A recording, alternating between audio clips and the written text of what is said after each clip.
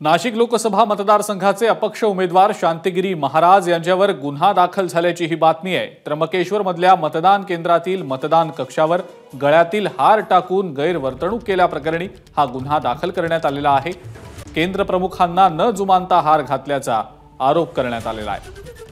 आचारसंहिता उल्लंघन केल्याप्रकरणी हा गुन्हा आता दाखल करण्यात आल्याची माहिती मिळते आहे।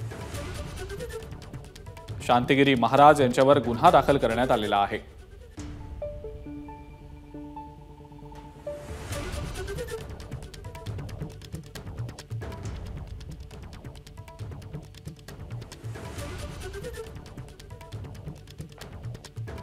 काय कारण होतं हार घालण्याचं? तर बघा, त्या ठिकाणी अत्यंत मतदान हे अत्यंत पवित्र आहेत आणि सर्व या ठिकाणी इथले नागरिक सर्व त्या ठिकाणी यंत्राजवळ येऊन या ठिकाणी ते आपलं मतदान करणार आहेत आणि म्हणून त्यांना त्या ठिकाणी एक सद्बुद्धी व्हावी, सद्बुद्धीने आपलं मत भारत मातेलाच त्या ठिकाणी भारत मातेला या ठिकाणी कामात यावं अशा याचा भावना विचार सर्वांच्या मनात रुळावा आणि भविष्यामध्ये कोणाला पश्चाताप होण्याची पाळी यावं नाही आणि म्हणून त्या ठिकाणी एक पवित्र हार या ठिकाणी भारत माता म्हणून आम्ही त्या ठिकाणी युएन मशीनला अर्पण केलेला आहे।